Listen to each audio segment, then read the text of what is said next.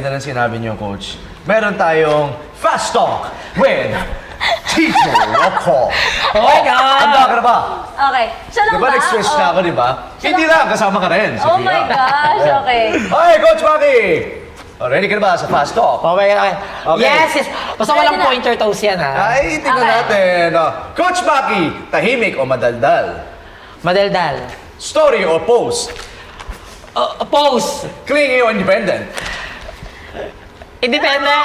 Adventure o pahinga? Pahinga.